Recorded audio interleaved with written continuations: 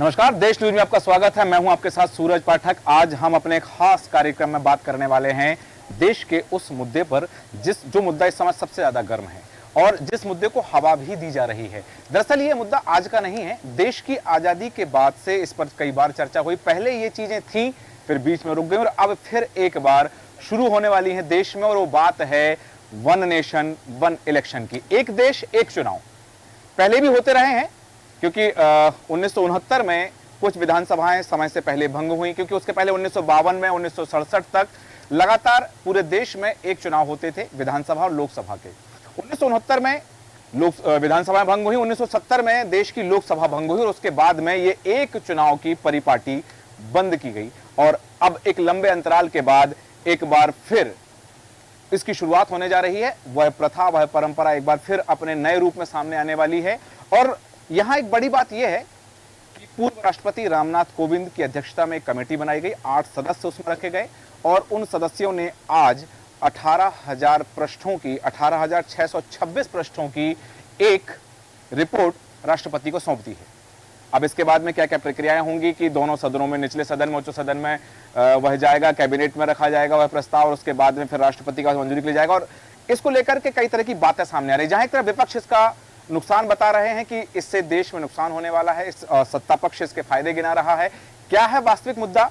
One nation one election से देश की जनता को क्या मिलने वाला है, इसका कानूनी पक्ष क्या है और सियासी फायदे क्या हो सकते हैं, इसके सियासी समीकरण क्या हो सकते हैं, इस पर हम चर्चा करेंगे। खास मेहमान है, आपका परिचय कराते हैं। हमारे साथ हैं राजनीतिक विश्लेषक राजन कानूनगो जी। कानूनगो जी, बहुत स्वागत है आपका देश न्यूज में। अधिवक्ता रेखा जैन जी हमारे साथ हैं। रेखा जैन जी, आपका भी स्वागत करते हैं। हमारे सहयोगी मनीष कुमार हमारे साथ हैं। मनीष जी, आपका स्वागत है। साथ ही प्रकाश सक्सेना जी, राजनीतिक विश्लेषक हमारे साथ हैं। प्रकाश जी, आपका स्वागत करते हैं। और सामाजिक कार्यकर्ता हमारे साथ हैं शिवराज कुशवाहा जी। शिवराज जी, बहुत स्वागत है। और राजनीतिक विश्लेषक दिलीप भदौरिया जी हमारे साथ हैं। दिलीप जी, आपका स्वागत करते हैं। और सबसे पहले दिलीप जी, आप ही के पास आना चाहूंगा।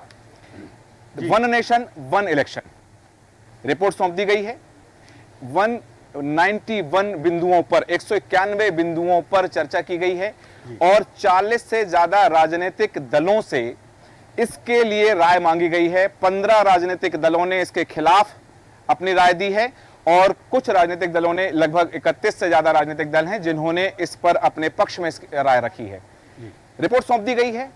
सबसे पहला सवाल मेरा यह है कि इस रिपोर्ट के बाद यदि देश में वन नेशन वन इलेक्शन का कानून लागू होता है तो क्या ये देश के जनता के लिए लाभदायक है या फिर इसके कुछ नुकसान भी है? देखिए सूरज जी, एक तो ये विचार आया है उच्च स्तर पे कि एक देश में एक ही चुनाव होना चाहिए। बहुत अच्छी बात है ये। अगर इसके बारे में हम विचार किया भी जा सकता है, राजनीतिक दृष्टिकोण से अलग हटके मैं बात करूंगा कि उससे फायदे ज़्यादा हैं, नुकसान कम है। फायदे इन द सेंस ये है कि एक समान नागरिक समर्थन मिलेगा। अगर आप एक चुनाव करवा रहे हैं हर पद के लिए, और मैं तो ये चाहूँगा कि मेरा ये मानना है कि सरपंच से लेके तो प्रधानमंत्री तक का, मतलब सांसद तक का चुनाव एक साथ होना चाहिए।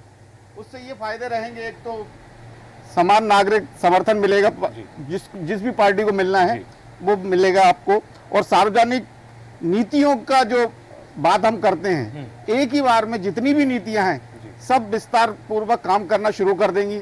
उसमें ऐसा नहीं होगा कि विधानसभा क्षेत्र है आपका, राज्य की आपकी सरकार है तो वहाँ नीतियाँ अलग समय में बन रही हैं, और आपकी केंद्र की सरकार है तो वहाँ नीतियाँ अलग प्रकार से बन रही हैं, अलग समय पे बन रही हैं। तो उसमें जो अंतर जो आता है वो अंतर खत्म हो जाएगा।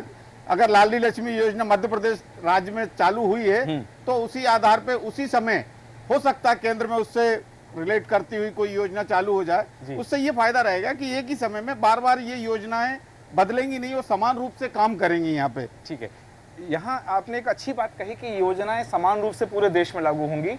उनका स्थानीय स्तर पर, राज्य स्तर पर जो चीजें सामने आनी है वो उनके उसमें समावेशीकरण हो सकेगा। राजन कानूनगो जी, आपको लगता है कि ये जो प्रक्रिया है वन नेशन वन इलेक्शन की, ये राजनीतिक दलों के पक्ष में है? क्योंकि यदि वातावरण बन रहा है, आज हम बात करें देश लोकसभा चुनाव के मुहाने पर है, तो ऐसी स्थिति में जहां एक तरफ ये राम मंदिर के प्राण प्रतिष्ठा के बाद में एक वातावरण बनता हुआ दिखाई दे रहा है एक राजनीतिक दल के पक्ष में, तो आपको लगता है कि एक साथ सारे चुनाव होंगे, चाहे विधायक के चुनाव हों, नगर परिषद के चुनाव हो, नगरीय निकाय के चुनाव हो या फिर लोकसभा चुनाव हो, तो एक ही राजनीतिक दलों के पक्ष में मतदान ज्यादा होगा, इससे ऐसी स्थिति भी निर्मित हो सकती है, ऐसा लगता है आपको?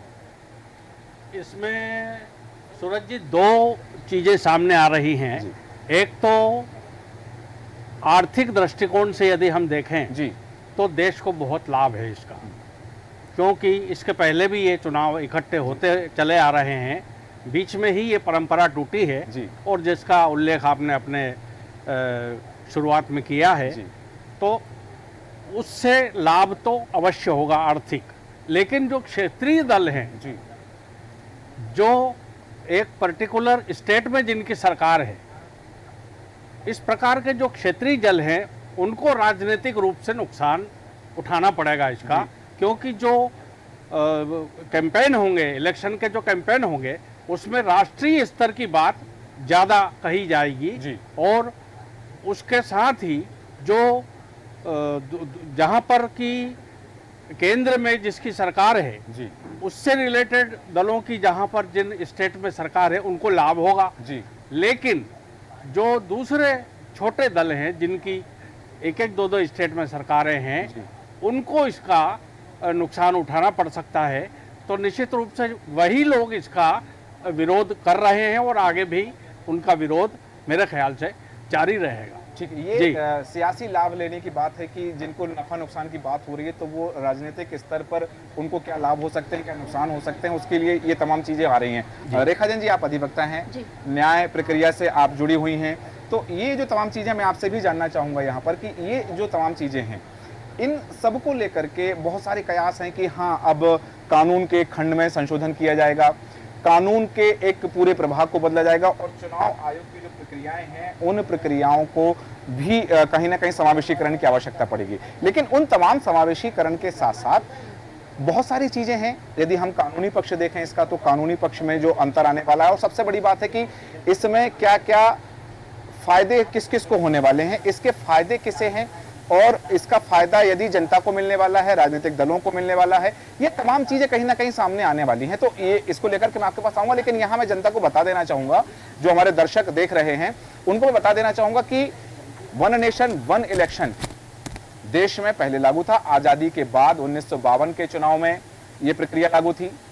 आपको बता दूं कि 1967 में ये प्रक्रिया लागू थी। 1969 में जब विधानसभा भंग हुई है, 1968 में कुछ राज्यों की विधानसभा भंग हुई है, 1969 में कुछ राज्यों की विधानसभा भंग हुई और 1970 में जब देश की लोकसभा भंग हुई है, उसके बाद से अलग अलग चुनाव की प्रक्रिया चालू हुई। और जैसा कि अभी हमारे जो राजनीतिक विश्लेषक है उन्होंने बताया है कि यह जो इलेक्शन है ये पहले जारी रहे हैं, अब एक साथ यदि होने वाले हैं तो इसमें कुछ ऐसे प्रावधान शामिल होंगे जिन प्रावधानों को लेकर के अब ये बात सामने आएगी कि ये वन नेशन वन इलेक्शन फिर से लागू हो रहा है। रेखा जी, इसका फायदा, इससे पहले कि आपका जवाब आए, मैं दर्शकों को बताना चाहूंगा कि रामानंद द्विवेदी जी राजनीतिक विश्लेषक हमारे साथ जुड़ गए हैं। आपका बहुत बहुत स्वागत है देश न्यूज में। रेखा जी, आपसे सवाल है कि इसके लिए कानूनी संशोधन की क्या प्रक्रिया रहेगी?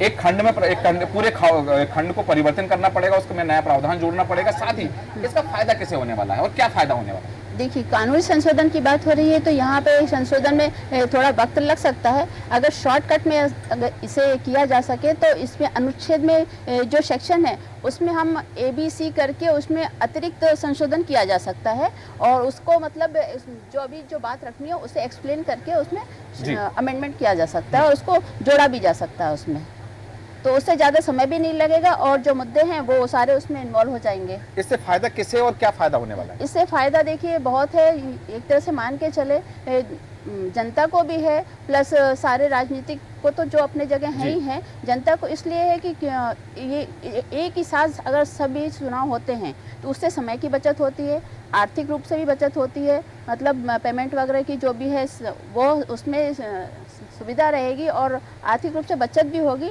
दूसरा, जो चुनाव की जो लिस्ट बनते हैं वो बार बार हमें नहीं बनाने पड़ेंगे, समय की भी बचत होगी। ये सारी बातें उसमें इंक्लूड रहती हैं। समय की बचत होगी। शिवराज जी, आपके पास आना चाहूंगा। समय की बचत की बात कही गई, आर्थिक बचत भी होगी क्योंकि सारे चुनाव एक साथ होंगे तो कहीं ना कहीं आर्थिक बचत होगी और आर्थिक बचत होगी तो देश की उन्नति में काम आएगा, GDP में ग्रोथ हो सकती है। आप इसके पक्ष में हैं? यदि पक्ष में है तो क्यों है? और यदि चूंकि आप सामाजिक कार्यकर्ता हैं, समाज के लिए कार्य करते हैं, तो समाज को इससे क्या फायदा मिलने वाला है?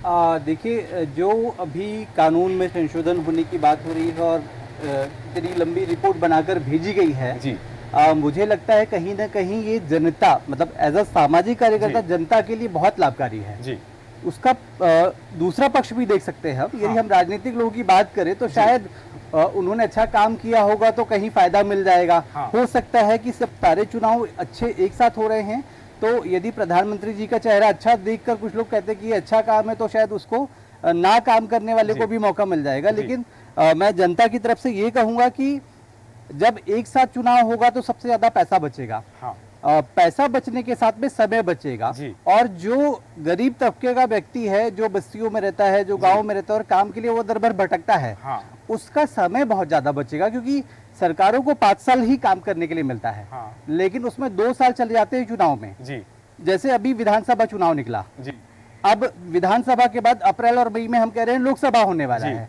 फिर उसके बाद ग्रामीण क्षेत्रों का पंचायत का चुनाव हो जाएगा। हाँ। फिर अगला आ जाएगा नगर निगम का। जी। तो जब हम कह रहे हैं कि हमारी कोई समस्या और हम आवेदन लेकर जा रहे हैं हाँ। नेताओं के पास में, अधिकारियों के पास, तो सीधे कहता है आचार संहिता लगने वाली है, अभी काम नहीं हो पाएगा। ठीक है। तो मुझे लगता है कि जनता को तो फायदा है इसमें। हाँ जनता को फायदा है, क्योंकि यदि एक बार आचार संहिता लगेगी, वो जो प्रशासनिक प्रक्रिया है एक बार होगी। लेकिन इसमें क्या ये वास्तव में पूरी हो सकेगी? आज हम कार्यों की बात करें, प्रकाश सक्सेना जी, 18,626 पेजों की रिपोर्ट है, 8 चरण हैं, 3 चरणों में चुनाव की बात कही गई है, 5 राज्य जिनमें ये कहा गया है कि ये इनका कार्यकाल आगे बढ़ाया जाएगा, 8 राज्य ऐसे हैं जिनका कार्यकाल बीच में खत्म करके दोबारा चुनाव कराया जाएगा और 2.5 साल का कार्यकाल फिर होगा।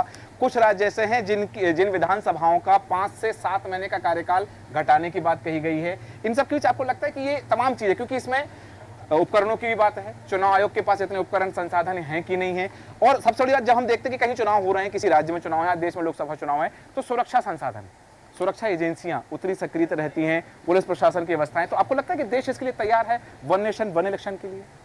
नहीं, मैं इसमें 2-3 बिंदुओं में बोलना चाहूँगा जी। कि ये प्रक्रियागत दिक्कतें तो आएंगी, संसाधनों की दिक्कत भी आएगी। जी मुख्य चीज़ है जो वन नेशन वन इलेक्शन की बात हो रही है। हाँ हमारे कॉन्स्टिट्यूशन में नेशन शब्द नहीं है, यहीं पर उसकी मूल भावना को आप समझें। जी वहाँ यूनियन ऑफ स्टेट्स कहा गया जी है, जी, संघीय ढांचा है, राज्यों का संघ, और ये संघीय ढांचे को नुकसान पहुंचाने वाला होगा। ये जनता के लिए भी अहित कारक होगा। मैं क्षमा कर रहा हूँ, सबसे विपरीत बोल रहा हूँ, क्योंकि मैं जनता का पक्ष रखने की बात कर रहा हूँ। आप देखिए, अभी विधानसभा चुनाव हुए थे, हाँ गैस के दाम 200 रुपए कम हुए, हाँ लोकसभा चुनाव हुए 100 रुपए 100 कम रुपए हुए। कम हो गया, हाँ। उससे पहले कोई सुन रहा था? जनता त्राही त्राही कर रही थी। हाँ यदि इलेक्शन इस तरह से हो जाएंगे, निरंकुशता आएगी इससे सरकारों के प्रति, हाँ। जवाबदेही कम होगी, हाँ। और वो अपने हिसाब से निर्णय लेंगे। जनादेश तो तब भी जनता के हाथ में रहेगा ना? जनता के हाथ में रहेगा ना। हाँ। तो उसके डर से ही तो कीमतें कम हुई ना। हाँ क्या लाभ नहीं कमा रही थी सरकार? जी, जी। सरकार भरपूर लाभ कमा रही थी। आज की तारीख में जनता भरपूर टैक्स दे रही है, हाँ। महंगी से महंगी चीजें बराबर। खरीद रही है, हाँ। आत्मनिर्भर है, अपने बच्चों को महंगे स्कूल में खुद के खर्चे से पढ़ा रही है, हाँ अस्पतालों में इलाज करवाने में इसका घर बार बिक जा रहा है। हाँ सरकार तो नहीं है ना वहाँ पे, हाँ बराबर है ना।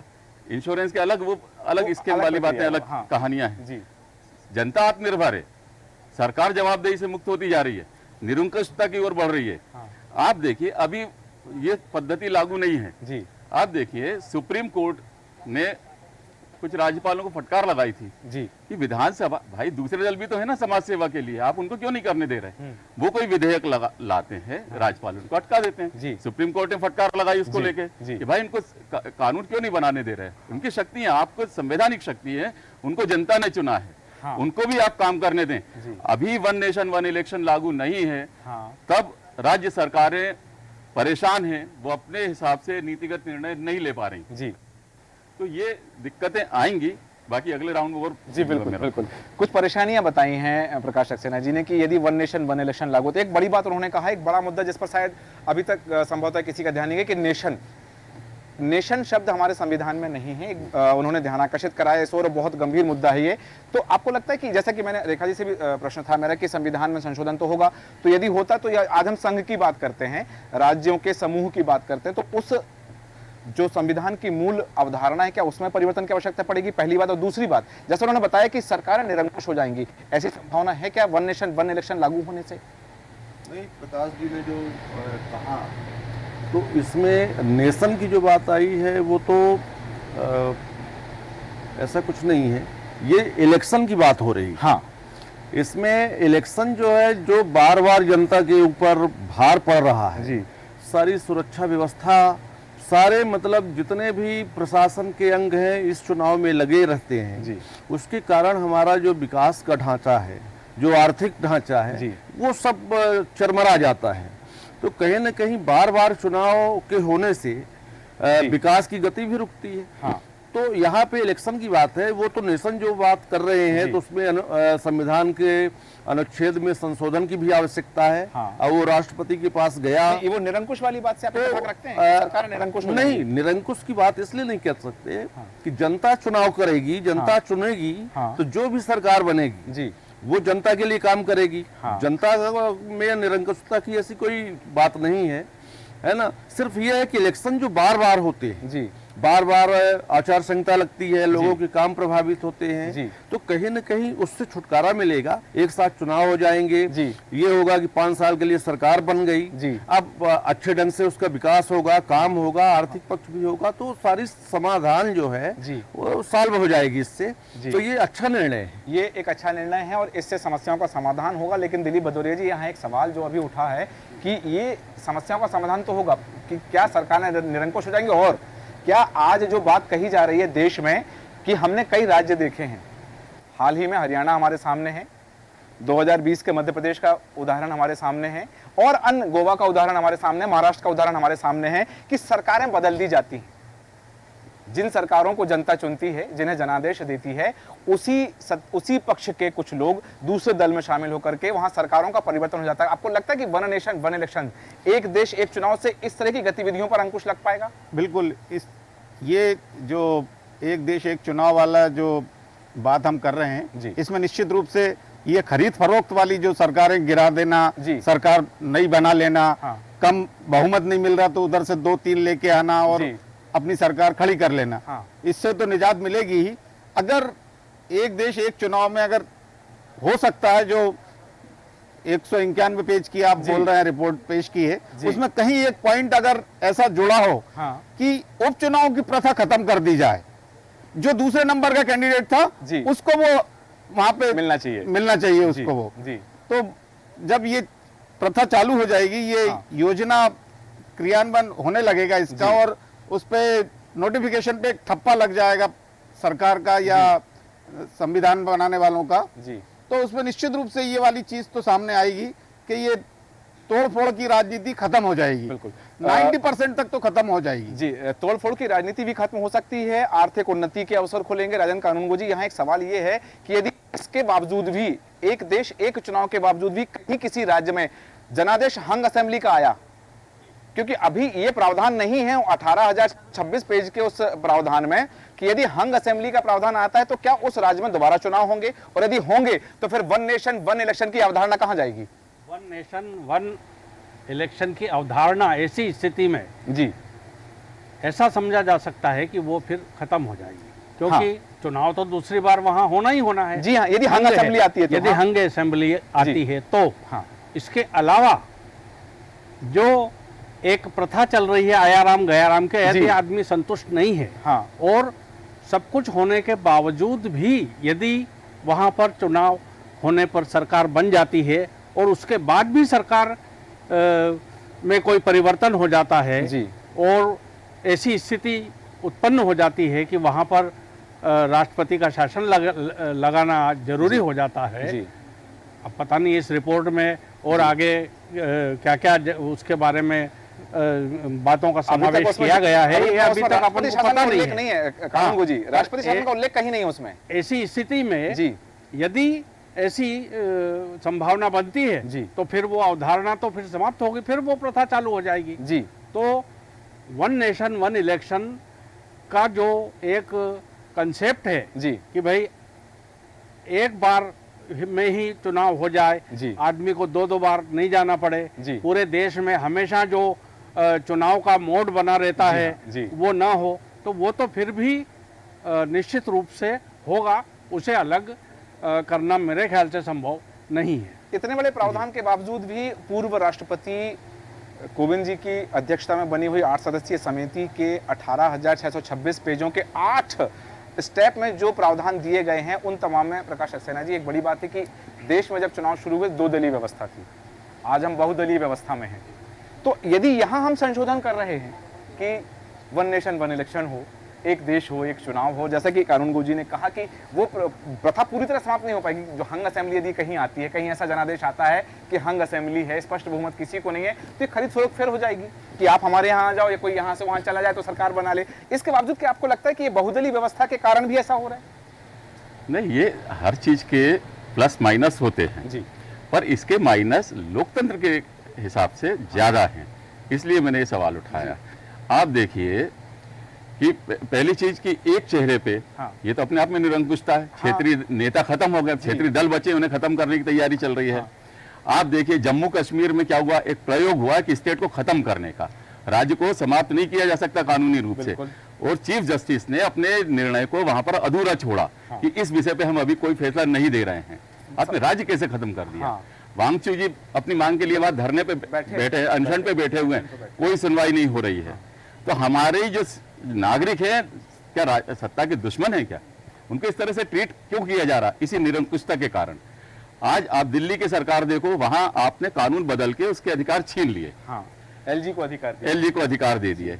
तो दूसरी चीज जो आपने एक दूसरी ये वो जो शुरुआत हुई थी, चुनाव जब शुरू होते तब लगभग साथ में हो रहे थे, तो इस तरह की व्यवस्था होना थी कि आगे पीछे हो।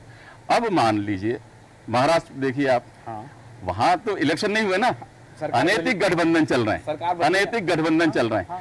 आप कोई शरीर की बीमारी को खत्म कर ले, शरीर थोड़ी खत्म कर देंगे, शरीर समाप्त नहीं कर सकते आप। उस बीमारी का इलाज ढूंढिए। आप नैतिकता लाइए, जिसकी इस समय बहुत ज्यादा कमी हो गई है राजनीति में। मैं यदि आपके शब्दों को दूं तो शुचिता की यदि आप बात कर रहे हैं, तो राजनीति और शुचिता, आप जिसको भ्रष्ट कह रहे हैं उसको आपके खिलाफ मानहानि का दावा करना चाहिए, ना कि आपके ग्रुप को ज्वाइन करना चाहिए। जनता यहाँ बेबस हो जाएगी, चुनाव नहीं होंगे तो ऐसे अनैतिक लोगों को वो हटा नहीं पाएगी। फिर जो सबसे बड़ा दल रहेगा वो 5 साल केंद्र के इशारे पे राज्यपाल के द्वारा शासित होगा। मतलब आप एक तंत्री व्यवस्था की तरफ देश को ले जा रहे हैं। ये सबसे बड़ा खतरा है, और जनता के मतलब किसी भी तरह से प्रतिनिधि मान लें, उसकी तरफ से मेरी आशंका है ये लोकतंत्र के लिए खतरनाक है। ये लोकतंत्र के लिए खतरा हो सकता है। और जिस तरह की हम बात करते हैं कि भारत का लोकतंत्र विश्व का सबसे बड़ा लोकतंत्र है, विश्व के सबसे बड़े लोकतंत्र का पर्व चुनाव, जो अब हम देखते हैं कि हमेशा हम इलेक्शन मोड में होते हैं। भारतीय जनता पार्टी के नेता और कार्यकर्ताओं का तो कहना ही है कि हम 24/7 इलेक्शन मोड में होते हैं। एक चुनाव शुरू हुआ और दूसरे चुनाव की शुरुआत कर देते हैं। यहाँ ही नहीं, अभी 2024 का चुनाव खत्म नहीं हुआ है, लेकिन भारतीय जनता पार्टी जिस रीति नीति से चुनाव लड़ रही है, वो रीति नीति बता रही है कि 2029 की रणनीति पर भारतीय जनता पार्टी 2024 का चुनाव लड़ रही है। मतलब चुनाव खत्म होने से पहले ही अगले चुनाव की तैयारी में लगी है। रेखा जी, यहाँ एक सवाल ये है, जैसा भी बात उठी कि ये यहाँ लोकतंत्र की बात आई है, प्रकाश जी ने कहा कि लोकतंत्र खतरे में आ सकता है, लोकतंत्र की जो सूचिता है उस पर सवाल निशान उठ सकते हैं। आपको लगता है कि इसमें और संशोधन की आवश्यकता है? जो चीजें हुई, हंग असेंबली आती है, आया राम गया राम की स्थिति आती है, तो ऐसी स्थिति में कोई कड़े प्रावधान होना चाहिए ताकि राजनीतिक दल सबक ले सके, राजनीतिक दल निरंकुश ना हो सके? कुछ और प्रावधान होना चाहिए इसमें कानूनी रूप से? देखिए, कोई भी बात होती है उसमें सिक्के के 2 पहलू होते हैं, एक पॉजिटिव एक नेगेटिव। ये जो एक इलेक्शन की बात हो रही, ये ठीक है, अपनी जगह बेहतर है, पर इसके नेगेटिव अभी जैसे कि भाई ने बताया था कि उसके नकारात्मक परिणाम भी संभव है। बिल्कुल, क्योंकि अगर सरकार बन जाती, उस बीच अगर जैसे बता दिया कि अब चयन नहीं किया जाता, 5 साल तक वही चलेगा, तो फिर इसमें तो बहुत ज़्यादा भ्रष्टाचारी भी होगी और नेगेटिव बहुत ज़्यादा रिजल्ट रहेंगे। इसकी वजह से इसमें जो संविधान में संशोधन की बात हो रही है वो भी फैक्ट है और उसमें करना भी पड़ेगा, और उसके अतिरिक्त कुछ जो पॉइंट वगैरह है वो उसमें लेके आना पड़ेगा, ताकि ये जो 5 साल तक का चलेगा उसमें कंट्रोल किया जा सके, ताकि एक सिस्टमेटिक और व्यवस्थित सरकार को चलाया जा सके, और जिससे जनता और लोकतंत्र प्रशासन सब कुछ व्यवस्थित चले। सारी चीजें व्यवस्थित रहें, प्रावधान भी यही किया जा रहा है, व्यवस्था की जा रही है। लेकिन शिवराज जी, सवाल अभी आ रहा है कि रामचरितमानस में एक बात कही गई है कि परम स्वतंत्र ना सर पर कोई। यदि ये निरंकुशता प्राप्त हो जाएगी तो समाज के लोगों को और समाज का भी तो कुछ उत्तरदायित्व तय होना चाहिए। क्योंकि आज यदि हमें इलेक्शन का अधिकार है भारत के नागरिकों को, तो एक बात कही गई है, राइट टू रिजेक्शन, इस पर भी बात होनी चाहिए। 1 नेशन 1 इलेक्शन की बात तो हो रही है, इलेक्शन की बात हो रही है, तो रिजेक्शन की बात भी होना चाहिए कि भारत के ही नागरिकों को, उन्हीं मतदाताओं को क्या ये अधिकार अभी प्राप्त तो है, लेकिन क्या सार्वजनिक रूप से इसका प्रचार हो कि हाँ आपके पास राइट टू रिजेक्शन भी है, सरकार निरंकुश हो रही है तो आप सरकार को हटा सकते हो? बिल्कुल होना चाहिए, और इसके लिए काम करना भी चाहिए, लेकिन देखिए सभी कह रहे हैं, सभी राजनीतिक पार्टी के लोग भी कह रहे हैं कि कुछ अपना फायदा देख रहे हैं, तो कुछ कह रहे हैं कि मेरा नुकसान हो रहा है ना। लेकिन मुझे एक बड़ा भाग लगता है, यदि ये सारे चुनाव एक साथ होते हैं तो इससे फायदा किसका होगा। चूंकि मैं सामाजिक कार्यकर्ता हूं तो उस तरह से बात कर रहा हूं। चुनाव में ड्यूटी लगती है शिक्षकों की, उस समय क्या होता है, स्कूल खाली, बच्चे छुट्टी कर रहे हैं। चुनाव में ड्यूटी लगती है आंगनवाड़ी कार्यकर्ताओं की, बिल्कुल, आंगनवाड़ी खाली, बच्चों का पोषण का नुकसान होता है, उन्हें खाना नहीं मिल पाता, वो आंगनवाड़ी नहीं जा पाते। यदि ये सारी चीजें एक साथ होगी तो शायद मुझे लगता है कि इस पे बहुत अच्छा रिजल्ट आएगा। दूसरा सबसे बड़ा बात यहाँ पे ये है कि जब इलेक्शन होता है तो कितने लोग वोट डालने जाते हैं, शायद उस दिन छुट्टी मनाते हैं। तो जब ये एक बार एक चुनाव होगा और सारे लोग एक साथ होंगे तो वो कहेंगे यार एक ही बार तो देना है मुझे, तो चलो साथ में देते हैं, तो शायद वोट प्रतिशत बढ़ जाए हमारा। बिल्कुल, ये एक अच्छी बात आपने कही कि आज चुनाव आयोग के द्वारा हर चुनाव, चाहे वो निकाय का चुनाव हो, चाहे विधानसभा का चुनाव हो, लोकसभा का चुनाव हो, हर चुनाव में चुनाव आयोग के द्वारा प्रचार प्रसार किया जाता है कि अपने मतदान के अधिकार का प्रयोग अवश्य करें। लेकिन तब भी जब मतदान हो जाता है, मतदान के बाद हम वोट परसेंटेज देखते हैं तो कहीं 61, कहीं 58, कहीं 72, मैक्सिमम 74 तक जाता है। बाकी लोग उस दिन मतदान क्यों नहीं करते हैं? जैसा आपने कहा कि उनके लिए छुट्टी का दिन होता है, तो इस पर यदि वन नेशन वन इलेक्शन लागू होता है तो ये भी कि आएगा कि लोग यही समझेंगे 5 साल में एक ही बार तो मतदान करना है, चलो करते हैं, तो मतदान का प्रतिशत बढ़ेगा, जिससे पारदर्शिता आएगी, निष्पक्षता होगी और सरकारें स्पष्ट बहुमत के साथ बन सकेंगी।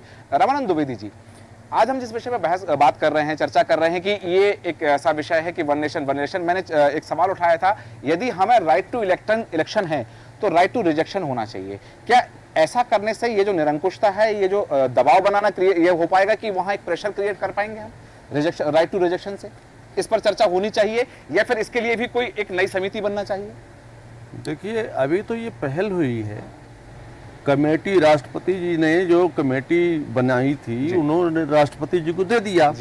अब इसमें दोनों पक्षों में बहस होगी, उसमें कहाँ संविधान में संशोधन करना है उसकी बात आएगी। तो ये निर्णय अभी जो हो रहा है कि एक वन इलेक्शन, अभी बहस है वन इलेक्शन की। वन इलेक्शन कराने से जनता को क्या फायदा होगा, कर्मचारियों को क्या फायदा होगा, व्यापारियों को क्या फायदा होगा, तो उस पे जो बहस चल रही है, तो वन इलेक्शन से फायदा हर वर्ग को होने वाला है यदि सही ढंग से उसका प्रेजेंटेशन, सही ढंग से उसका क्रियान्वयन हो तब।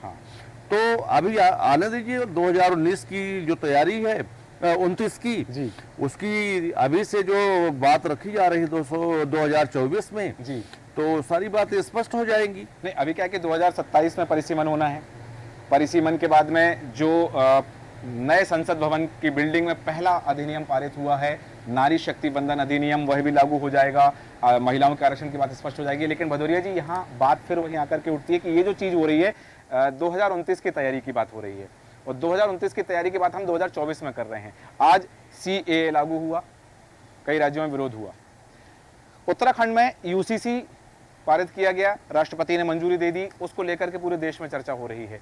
NRC को लेकर के पूरे देश में चर्चा हो रही है कि जिन राज्यों में भारतीय जनता पार्टी की सरकार नहीं है, यहां तक कि CAA को लेकर के राजस्थान की पूर्ववर्ती कांग्रेस सरकार ने अपनी विधानसभा में प्रस्ताव पारित किया था उसके खिलाफ। अब चूंकि वहां भारतीय जनता पार्टी की सरकार है, तो ये जो चीजें, तमाम चीजें हो रही है कि केंद्र सरकार जो कुछ कर रही है, मैं भारतीय जनता पार्टी की सरकार का शब्द इस्तेमाल नहीं करूंगा कि भाजपा की सरकार, मैं इस्तेमाल करूंगा मोदी सरकार।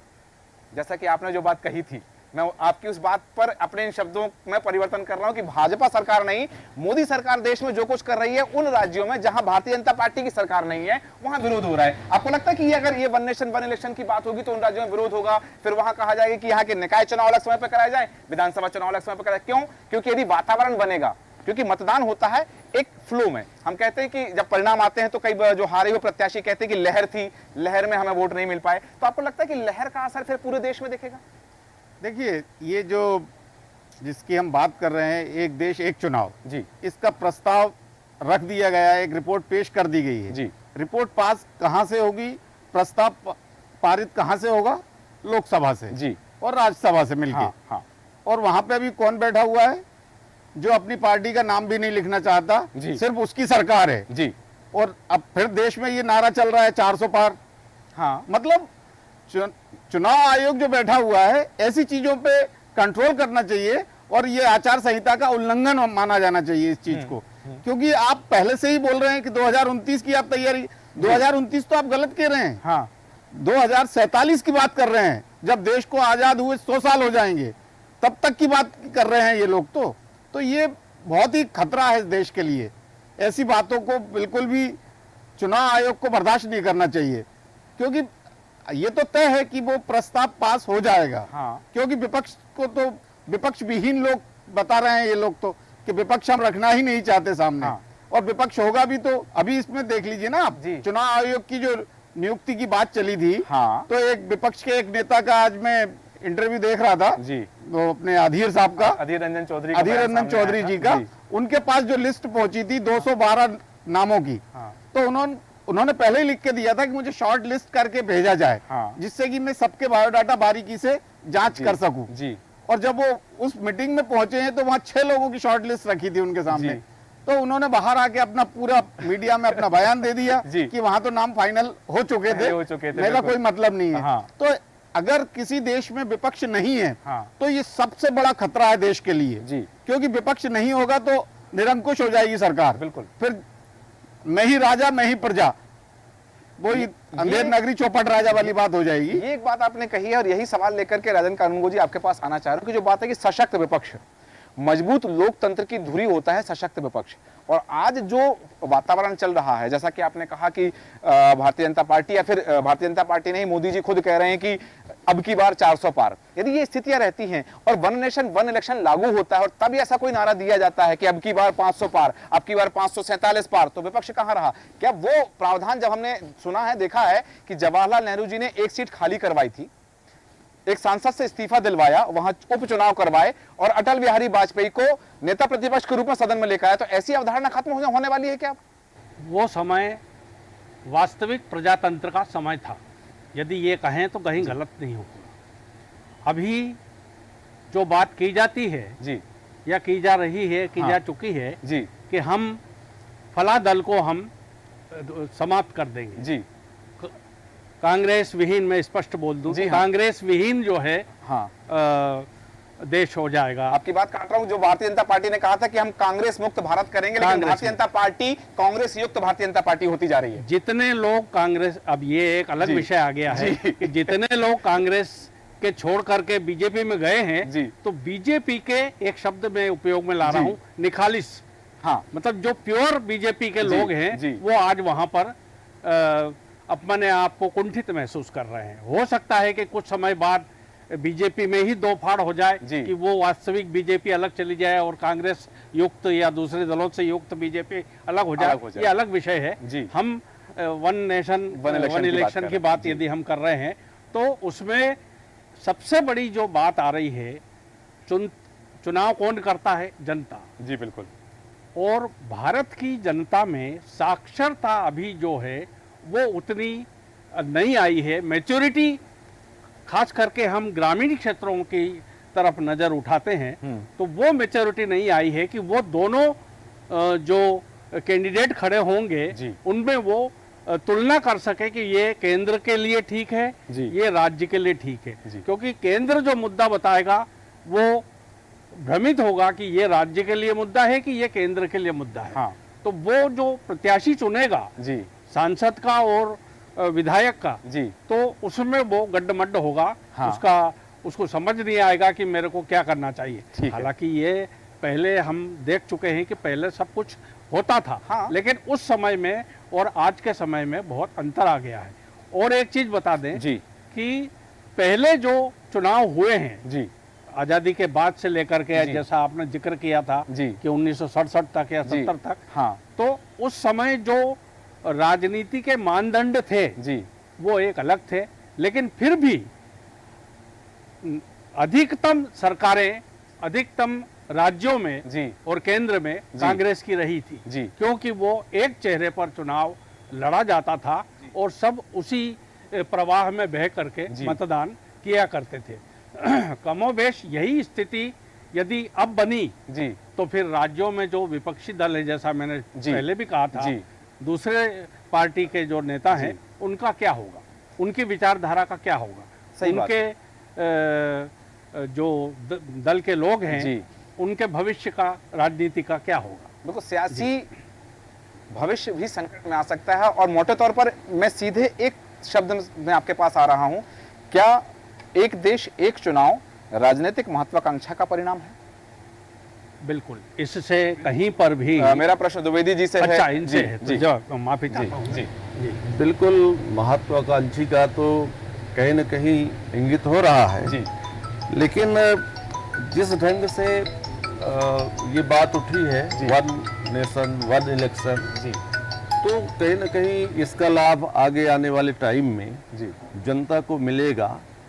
और चुनाव एक साथ होना भी चाहिए, इससे कई वित्तीय भार भी लोगों को नहीं सहना पड़ेगा। ठीक।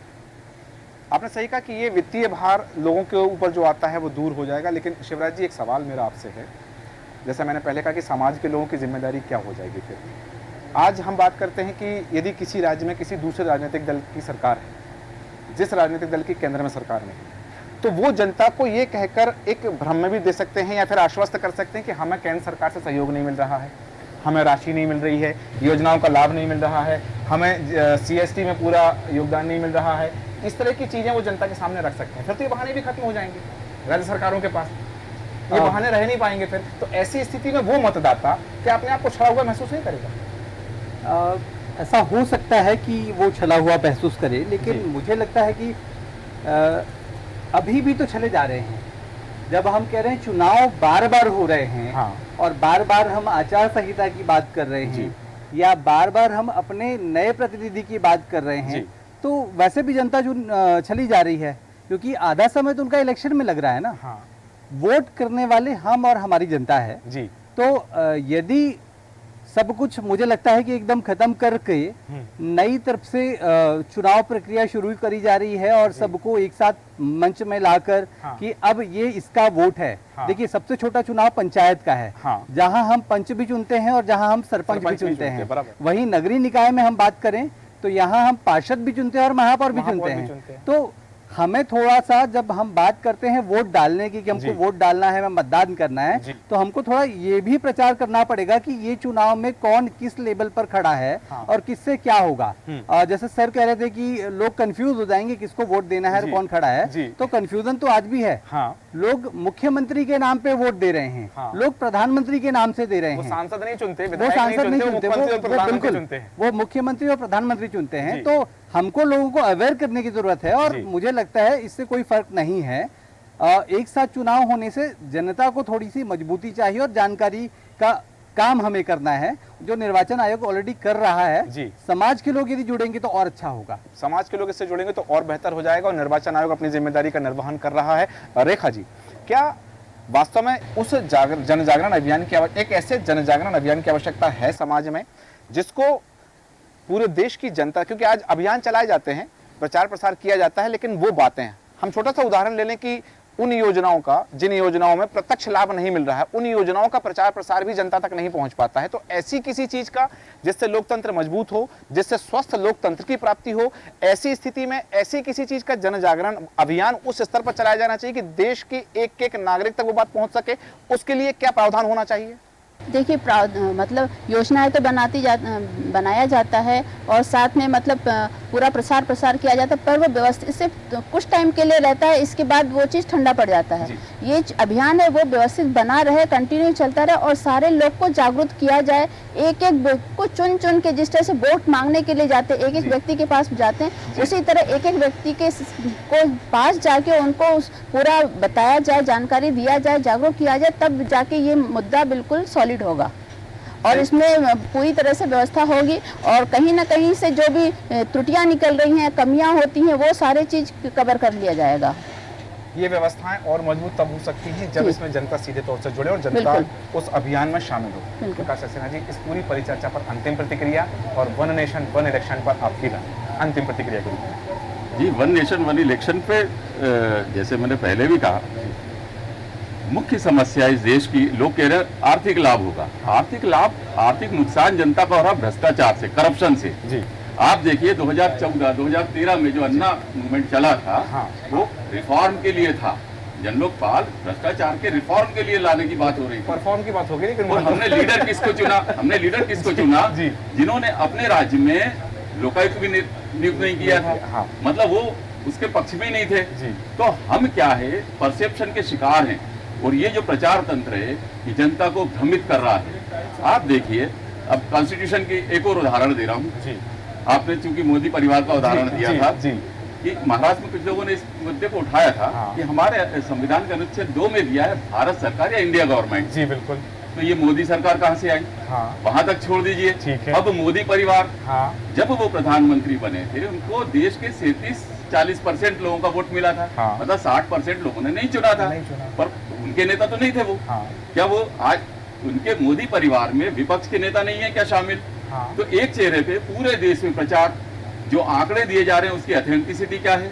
वित्त मंत्री संसद में कहती हैं कि 3 करोड़ आवास बनने पूरे होने जा रहे हैं। आप फ्लेक्स उठा के देख लीजिए, 4 करोड़ आवास बने हुए हैं। जो ऑथेंटिसिटी पे सवाल उठाता है, उनको नौकरियां नहीं करने दी जाती हैं।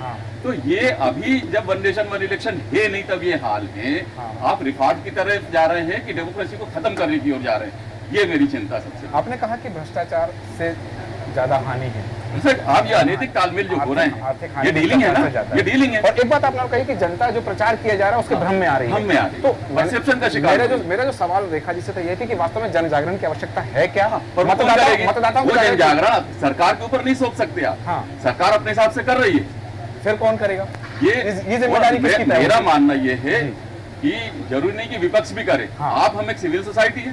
मैं बोल रहा हूँ ना, मुझे मालूम इसके दुष्परिणाम क्या है, भोग भी रहा हूँ। पर मैं क्यों बोलना छोड़ूं? मैं जनता की तरफ हूँ, इसलिए मैं बोलना नहीं छोड़ूंगा। आप हम भी विपक्ष है, हम सत्ता पक्ष के नहीं है। भाई हम तो चूंकि मीडिया वाले हैं, तो विपक्ष से ज्यादा जिम्मेदारी हमारी हो जाती है। हम एक मीडिया, आप सभी पत्रकारिता से जुड़े हुए हैं, सोसाइटी की व्यक्ति जवाबदेही, सामाजिक। बिल्कुल यही बात शिवराज जी, जो बात मेरा पहला सवाल था शिवराज जी से, कि समाज की जिम्मेदारी, समाज की जिम्मेदारी भी तय होनी चाहिए। तो और समाज की जिम्मेदारी तय नहीं हो पा रही है। जैसे कि अभी सक्सेना जी ने कहा कि हम दुष्प्रचार में घिरे हुए हैं। दुष्प्रचार में ना घिरें, इसके लिए क्या होना चाहिए? दुष्प्रचार में हम ना गिरें, इसके लिए सबसे इम्पोर्टेंट तो यही है कि जो तय हो गया है या जो होने जा रहा है उसके फायदे भी बताएं और नुकसान भी बताएं। दूसरा, जनता के बीच जाएं। जब हम बाकी चीजों में जनता से फीडबैक ले सकते हैं, हम योजनाओं में भी ले सकते हैं, तो हम इलेक्शन में क्यों नहीं ले सकते? हम इस प्रक्रिया में क्यों नहीं ले सकते? क्योंकि वोट करने जाना है जनता को, और जनता के वोट से ही सरकार बननी है, कोई सी भी बने। लेकिन जब वो सही अपना ओपिनियन देगी, तो फिर सबसे बेस्ट माना जाएगा ये काम। जनता का ओपिनियन, जो दृष्टिकोण है, जनता अपने दृष्टिकोण का प्रयोग करे, और जनता जागरूक तो है, तब तो आज सरकारें कहीं ना कहीं डरती हैं। राजनीतिक दलों के मन में इस बात की आशंका होती कि हमें बहुमत मिल पाएगा या नहीं मिल पाएगा। और ये चीज, हालांकि ये भी कहा जा रहा है कि वन नेशन वन इलेक्शन, एक देश एक चुनाव, देश के लिए, देश के लोकतंत्र के लिए, और संविधान में जो संशोधन होना है, क्योंकि बात आ गई है कि यदि संविधान में संशोधन हो गया तो फिर ये निरंकुशता तो नहीं आ जाएगी, और आएगी तो इस पर अंकुश लगाने के लिए वो कौन महावत हो सकता है जो इस निरंकुशता पर अंकुश लगा, ये देखना दिलचस्प होगा। हालांकि आज की तमाम परिचर्चा में जो बात निकल के सामने आई है कि हाँ, इससे फायदे भी हैं, तो कहीं ना कहीं इसके दुष्परिणाम भी सामने आ सकते हैं, और वो परिणाम देश के लोकतंत्र के लिए घातक भी हो सकते हैं। अब जब चूंकि रिपोर्ट सौंप दी गई है, और अब सबसे पहले जो अगली सरकार बनेगी 2024 के चुनाव के बाद में, उस सरकार की जिम्मेदारी होगी कि इस प्रस्ताव को कैबिनेट में लेकर आए, कैबिनेट के बाद में लोकसभा में आए, फिर राज्यसभा में जाए, वहां से मंजूरी मिलने के बाद फिर यह बिल, यह विधेयक जाएगा राष्ट्रपति के पास मंजूरी के लिए, और राष्ट्रपति की मंजूरी के बाद ये कानून लागू होगा। और उसके बाद देश में क्या सिनेरियो बनता है, क्या परिदृश्य निर्माण होता है, ये देखना दिलचस्प होगा हमारे आपके सभी के लिए। और हमारे आज की परिचर्चा में तमाम मेहमान थे, हम धन्यवाद करते हैं। राजन कानूनगो जी, आपका धन्यवाद। रेखा जी, आपका बहुत बहुत धन्यवाद। रामानंद द्विवेदी जी, आपका धन्यवाद। प्रकाश सक्सेना जी, आपका धन्यवाद। शिवराज जी, आपका धन्यवाद। धर्मेंद्र भदौरिया जी, आपका बहुत धन्यवाद। दिलीप भदौरिया जी, और तमाम मेहमानों का धन्यवाद करते हुए ये बात कि अब नजर उस परिणाम पर जो इस रिपोर्ट के बाद क्या सामने आता है, देश की जनता इसे किस रूप में ग्राह्य करती है, अग्राह्य करती है, ये इस पर हमारी आपकी सबकी नजर रहेगी। बने रहें देश न्यूज के साथ। नमस्कार।